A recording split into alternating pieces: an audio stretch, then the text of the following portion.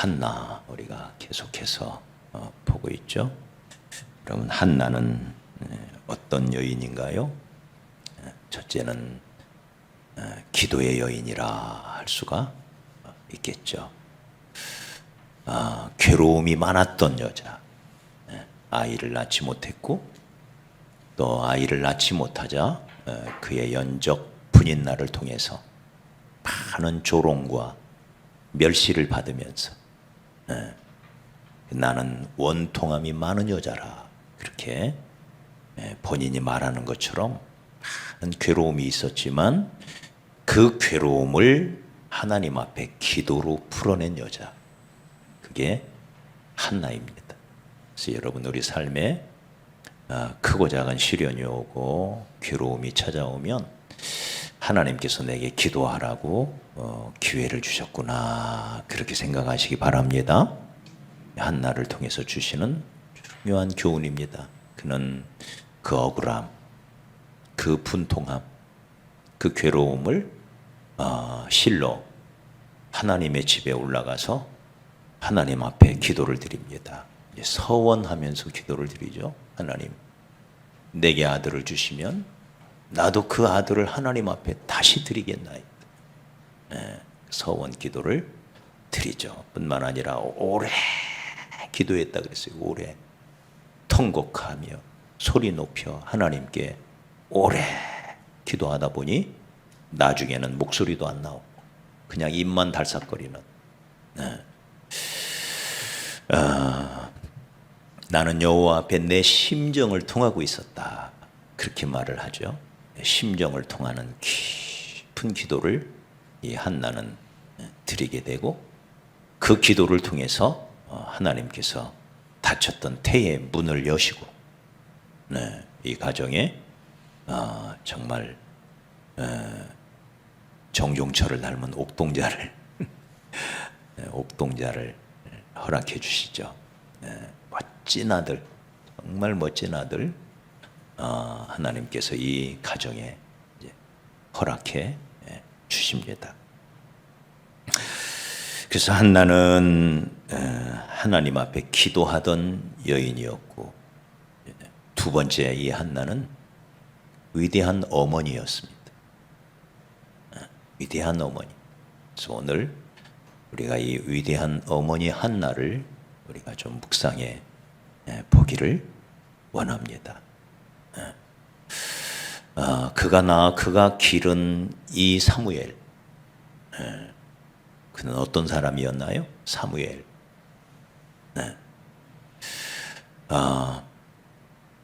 기도의 사람이었죠. 자기 어머니를 닮았어. 그 어머니의 기도를 통해서 낳은 이 아들이 그 어머니를 닮아서 기도의 사람이 돼.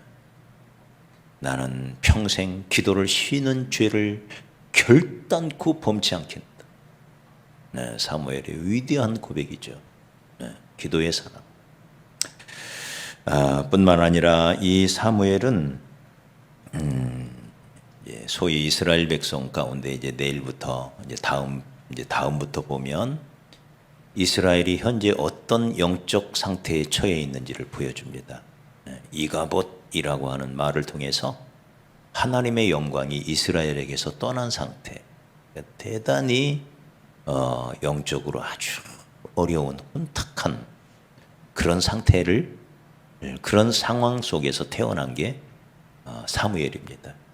그런데 그 이가봇의 상태, 하나님의 영광이 떠난 이스라엘에게 이제 에베네셀의 축복, 여기까지 하나님이 인도하셨다고 하는 그 모든 어려움을 딛고 결국 선을 이루시는, 그래서 하나님이 우리를 여기까지 인도하셨다고 하는 에베네셀의 회복을 가져오신 분이 이 사무엘이죠. 더군다나 이 사무엘은 마지막 사사라고 알려져 있죠. 사사 시대의 마지막 인물입니다.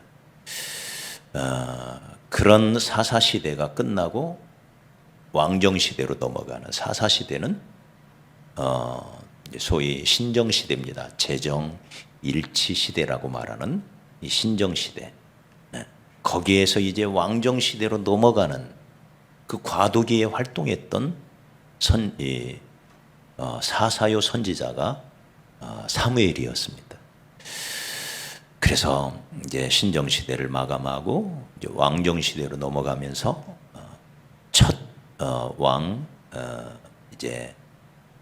번째 왕 사울을 세우고, 그러면서 또 사울을 패하고 다시 다윗을 세우면서 사울을 지도하고 다윗을 지도하면서 이스라엘이라는 나라를, 이스라엘이라는 민족을 한 나라의 형태로 갖추도록 지도하시는 그런 분이 바로 사무엘입니다. 이런 사무엘에 관하여 성경은 모세와 견주입니다. 여러분, 구약의 가장 대표적인 인물하면 모세 아닙니까? 근데 모세와 사무엘을 견주는 표현들이 성경에 나와요. 이를테면 시 99편 6절에 보면 그의 제사장들 중에는 모세와 아론이 있고 그의 이름을 부르는 자들 중에는 사무엘이 있도다. 그래서 모세와 아론, 사무엘을 수평으로 이렇게 비교를 합니다. 그러면서 예레미야 15장 1절에 보면 여호와께서 내게 이르시되 모세와 사무엘이 내 앞에 섰다 할지라도 내 마음은 이 백성을 향할 수 없나니 그들은 내 앞에서 쫓아 내보내리라. 모세와 사무엘이 있어도 안 된다. 바벨론 포로를 지금 이제 하나님께서 말씀을 하시면서 이제 이 백성은 70년 동안 바벨론에 포로로 끌려가야 된다. 모세가 이 자리에 있어도 그건 안 된다. 사무엘이 있어도 그건 돌이킬 수가 없다. 그러면서 모세와 사무엘을 견주어요. 사무엘이 얼마나 위대한 하나님의 사람인지를 알겠죠. 자, 이런 위대한 사무엘 누가 길러냈어요? 누가? 그의 어머니 한나. 엘리 제사장이 이제 뒤이어 길러내지만 첫째는 그의 어머니 한나. 오늘 본문에 다시 한번 봅시다. 자, 본문에 보면 언제까지 길렀다고 나오나요? 자, 우리 23절을 다시 한번 봐요. 23절. 자, 시작. 그의 남편 엘가나가 그에게 이르되 그대의 소견에 좋은 대로 하여 그를 젖대기까지 기다려라. 그리고는 24절 처음 젖을 뗀 후에, 그러니까 젖 먹일 때까지 한나가 사무엘을 기른 거예요. 유대인들은 보통 3, 4세까지 젖을 먹입니다. 3, 4세. 그러니까 36개월이에요. 36개월. 그 3년 동안 이 사무엘을 길러낸 거예요. 근데 그 3년 동안 어떤 영향을 미쳤을까? 어떤 영향? 실제 이런 사례가 모세의 경우도 찾아볼 수가 있죠. 모세의 어머니 요게벳이 유모로 들어가서 젖을 먹이면서 젖을 뗄 때까지 모세를 길러.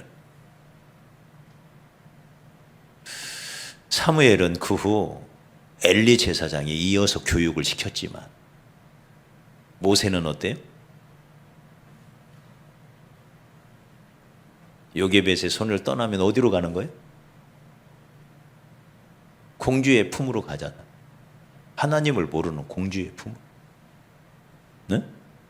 제 말 이해가 가시죠? 네. 그런데도 그 요게벳은 그 짧은 기간 동안 어떻게 영향을 미쳤길래 모세가 나왔을까? 네. 그 표현이 오늘 본문에 똑같이 나오는 거예요. 한나도 젖 뗄 때까지. 네. 그 젖 먹이는 그 기간 동안 자기 품에서 기르고는, 여기 보십시오. 28절 보십시오. 다시 한번 읽어봐요. 시작. 그러므로 나도 그를 여호와께 드리되 그의 평생을 여호와께 드립니다 하고 그가 거기서 여호와께 경배했다. 유대인 자녀 교육에 대한 말씀을 조금 나눠야 되는데요. 유대인들은 자녀 교육을 12살까지 집중을 해요. 12살. 그리고 만 12살이 되면 성년식을 합니다. 그 성인이 뭐죠? 성인은 자기 인생 자기가 결정하고 자기가 선택해서 나가는 게 성인이에요. 맞아요? 그러니까 유대인들은 12살까지 집중해요. 그리고 12살 이후로는 하나님께 드린다고 해요. 지금 한나가 하나님께 드린다고 한 것처럼 12살 이후로는 그때까지 하나님이 나에게 맡기셔서 내 책임을 내가 다 해서 이가 하나님의 영광을 위하여 살 수 있도록 내 책임이 끝났다. 그리고는 12살 딱 성년식 끝나면 그 의미가 이제 이 아이를 다시 하나님께 돌려드립니다. 그런 의미예요. 네.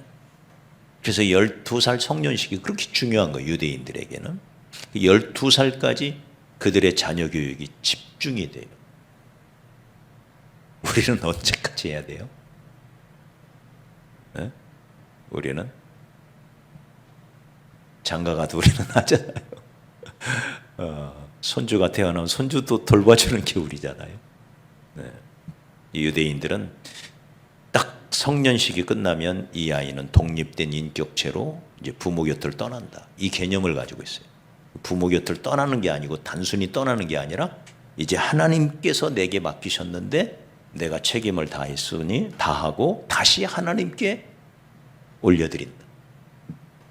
이제는 이 아이가 하나님의 영광을 위하여 유대인들의 신앙과는요, 이 세상이 끊임없이 하나님의 나라로 확장되어져 간다.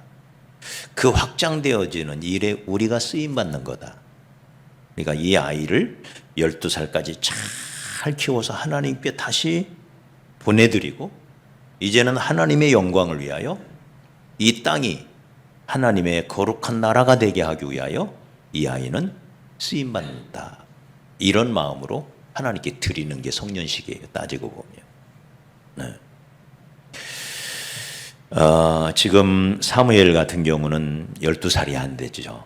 이제 겨우 이제 만 3살 젖을 뗄 때까지 그 짧은 기간 동안 엄마 밑에 있었고 그리고는 젖을 떼자마자 이제 하나님께 이제 나실인으로 드려지는. 네. 그래서 오늘 이 말씀을 통해서 유대인의 자녀 교육은요 지난 수천 년 동안 이루어지는 전통 가운데 세워져 있습니다. 네. 그 원리와 철학이 그대로 수천 년 동안 이어져요. 그래서 유대인의 이 자녀 교육에 대해서는 우리가 계속해서 살펴보고 오늘날 이 시대 이 자녀 교육이 정말 어려운 시대에 유대인들의 자녀 교육, 성경에서 나온 그 자녀 교육의 원리는 우리에게 참 많은 교훈을 준다. 그렇게 생각이 됩니다. 이를테면 오늘 이 말씀과 관련돼서 유대인들은 아이가 태어나면 반드시 수유를 해야 돼요. 수유. 그래서 기업체든 어떤 기관에 가든 반드시 의무적으로 모유 수유 시설을 갖추어야 된답니다. 의무적으로. 그래서 아이를 기르는 엄마들이 와서 수유를 할 수 있도록 반드시 그 시설을 갖추어야만 허가를 내주는. 네. 심지어는 만약에 유대인 엄마가 자녀에게 모유 수유를 하지 않잖아요. 그러면 회당에서 쫓겨납니다. 유대인 공동체로부터 추방당한다 이 말이에요. 너는 유대인이 될 자격이 없다. 네. 이렇게 엄격하게 모유 수유를 이 나라는 철두철미하게 실행을 합니다. 그래서 유대인들은 갓난아기가 엄마의 젖을 이제 물면서 거기서 믿음, 신뢰, 내지는 거기서 사랑의 감정을 엄마로부터 배우게 되고 거기서 정서적으로 안정된 아이로 자라가게 된다. 그리고 그때 수유를 하면서 엄마가 아이를 위해서 드리는 이 기도가 이 아이의 평생을 좌우한다. 여러분, 아이가 들을까요? 네? 아이가 들을까요? 다 듣는다는 거예요. 그래서 젖을 물리면서 그 엄마의 그 가슴을 통해서 느껴지는 그 감정, 정서, 사랑, 그 믿음, 신뢰. 네. 그래서 이게 정서적인 안정을 주고 동시에 그때 수유를 하면서 드리는 이 아이를 위한 그 기도가 하나님께 상달되어지고 이 아이의 뇌리 속에 박혀서 평생을 이 아이가 하나님을 향하여 나아가도록 한다는 거예요. 그래서 젖대기까지의 교육이 그게 중요하다는 거예요. 그런데 실제로 제가 오늘 말씀을 준비하면서 유대인의 그 교육 그 중요한 몇 가지 제가 좀 짚어드리려고 하는데 이를테면 도대체 유대인들이 0.2%밖에 안 되는데 전 세계 1,300만이라고 그러죠. 0.2%예요. 0.2%밖에 안 되는데 어떻게 이 유대인들이 지금 세계를 지배하고 있나 말이지. 미국의 아이비리그라고 하는 명문대의 교수의 30%가 유대인이에요. 명문대학의 교수 30%가 유대인이에요. 그리고 이 학교 학생의 25%가 유대인이에요. 절대 다수죠. 절대 다수. 25%가. 노벨상이 만들어진 이후 35%의 수상자가 유대인입니다. 전체 수상자의 35%가 0.2%밖에 안 되는 유대인. 도대체 이 유대인의 힘이 어디서 나오나? 유네스코에서 오랫동안 이제 조사를 하고 유대인의 교육에 대하여 깊이 들여다보면서 이제 몇 가지 이를테면 유대인의 태교, 뱃속에 있을 때부터 어떻게 아이를 임신하고 유대인들은 어떻게 이 아이를 태교를 하나. 그 중에 하나가 닛다라고 하는 임신법인데요. 닛다. 따라서 해봅시다. 닛다. 닛다. 시온 닛다라는 임신법인데 이게 탈무드에 나오는 방식이에요. 그 탈무드에 나오는 방식을 지금도 유대인들은 그 전통을 수천 년 동안 이어내려오면서 소위 임신 타이밍을 조절하는 거예요. 임신 타이밍을 어떻게 조절하느냐 하면 이제 닛다라는 말이 우리 말로 번역하면 이게 월경이라는 이제 말인데 이제 아내가 이제 월경을 시작을 하면 이제 월경 중 5일 동안 이제 성생활을 금합니다. 그리고 월경이 끝나고도 그 이후 7일 동안 성생활을 할 수가 없어요. 이게 무려 12일 동안 금욕기간이 되는 거예요. 한 달에 12일. 매월 한다고 하면 월경을 한 달에 12일은 금욕기간. 그리고는 12일째 밤이 되면 미크베라고 하는 목욕을 한답니다. 일종의 우유 목욕이라고 그래요. 우유 목욕.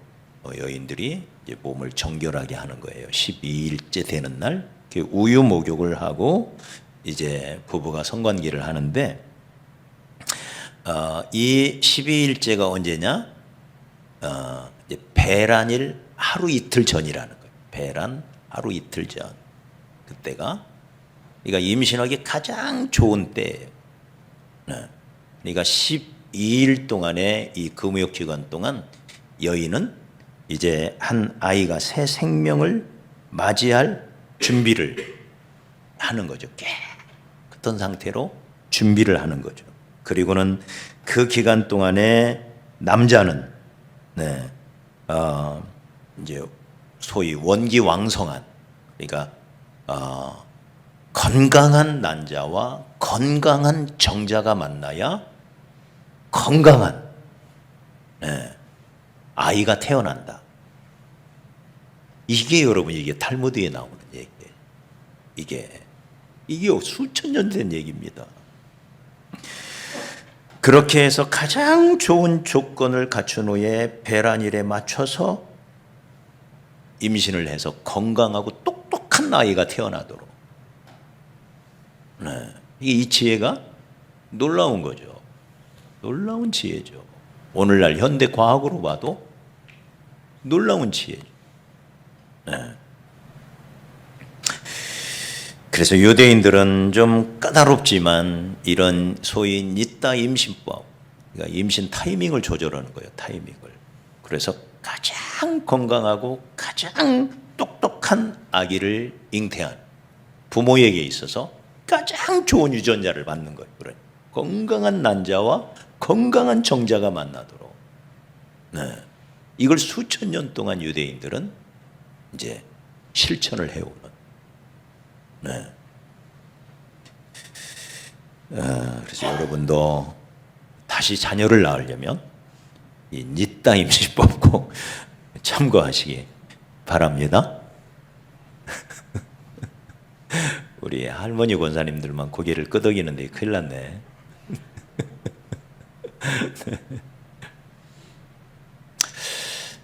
이제 그러면서 유대인들은 12살까지 이제 교육에 집중을 합니다. 소위 성인식, 성년식 때까지 집중을 하는데 그 기간 동안 이제 아내는, 여자는 자녀의 감성을 책임지고요. 남편들은 자녀의 이성을 책임집니다. 이렇게 역할 분담을 하는 거예요. 역할 분담을. 그래서 아내는 감성을, 남편은 지성을, 이성을 개발시켜주는 교육에 이제 그러면서 12살까지 이때 이들이 어떤 교육을 시키느냐. 여러분, 이 12살까지가 너무 중요하죠. 그래서 삐아제라고 하는 교육학자도 12살을 중심으로 전후로 교육 방법이 달라져야 한다. 이 삐아제 교육 이론의 매우 중요한 요소 중에 하나인데, 12살 이전과 이후 유대인들은요, 크게 말하면 12살 이전에는 주입식으로 해요. 주입식으로. 그리고 13살 이후에는 토의식으로 바뀌어요.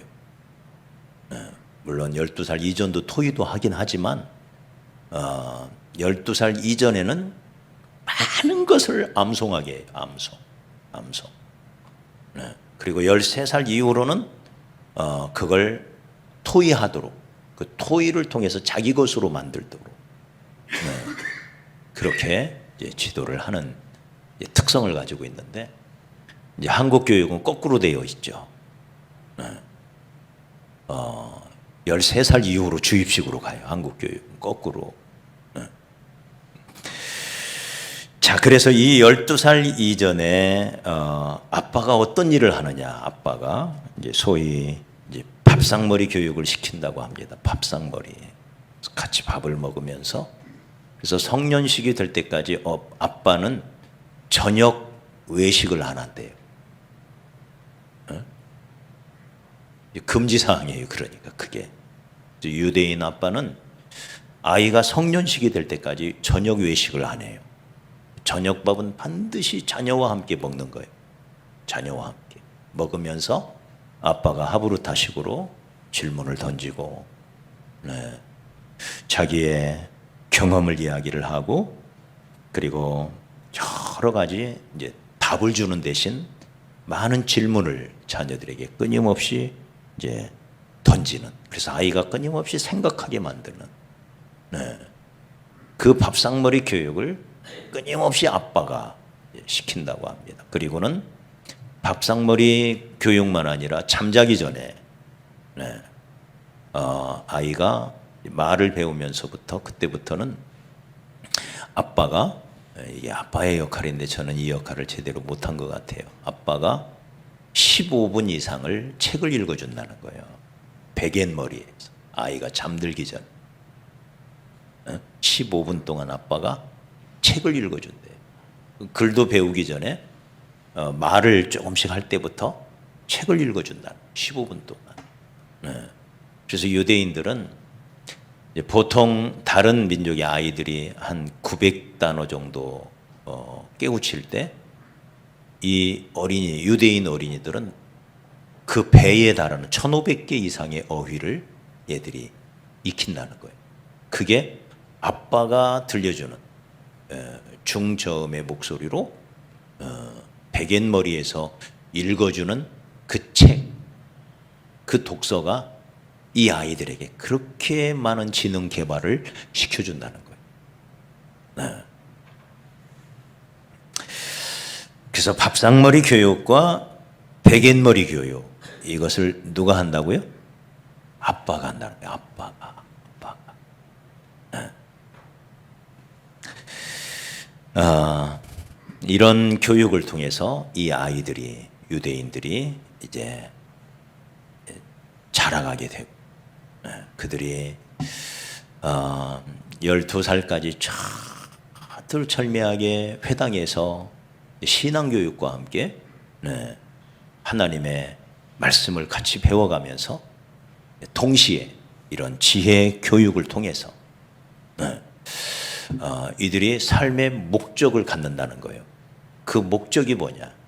아까 제가 처음 말씀드린 것처럼 하나님 나라, 이 땅에 하나님의 나라를 세우는 것.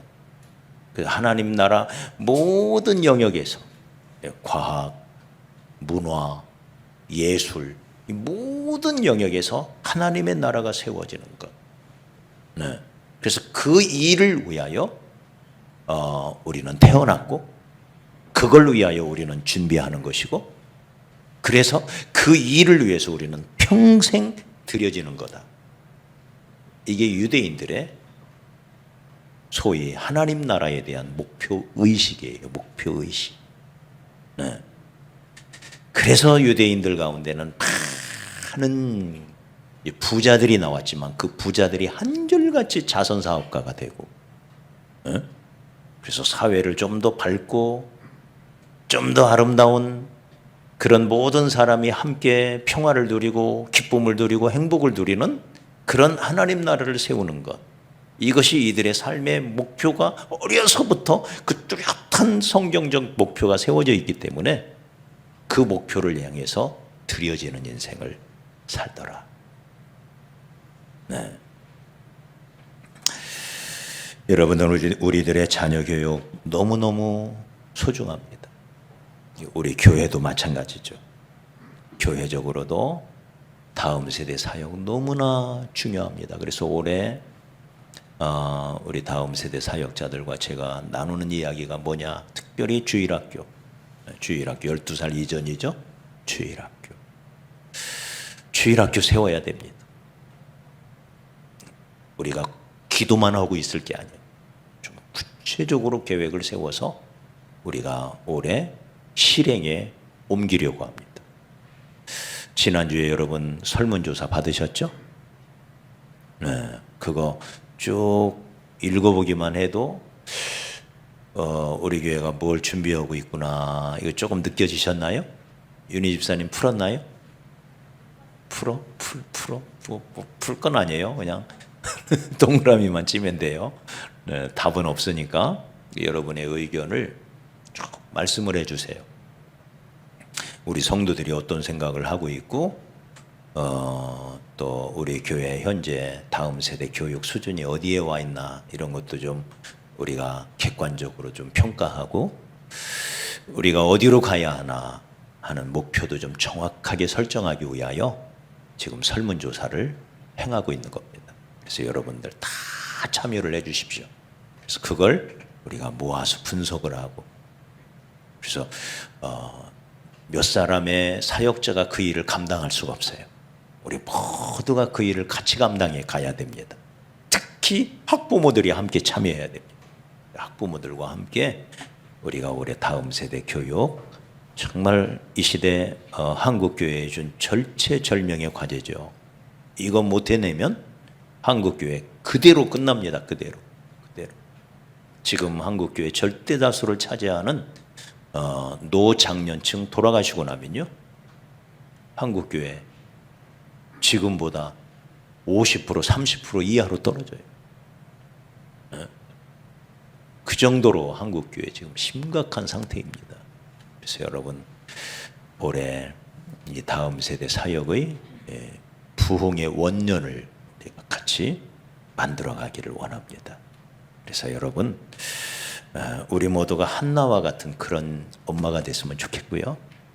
이 목사부터 정말 한나처럼 우리의 자녀들을 우리의 다음 세대들을 잘 길러내서 위대한 어머니 위대한 교육자가 돼서 우리 교회 안에 자라나는 다음 세대들이 하나님의 영광을 위하여 아름답게 정말 복된 모습으로 자라나는데 우리가 쓰임받기를 원하고 우리 교회가 이 일을 꼭 반드시 해내야 된다.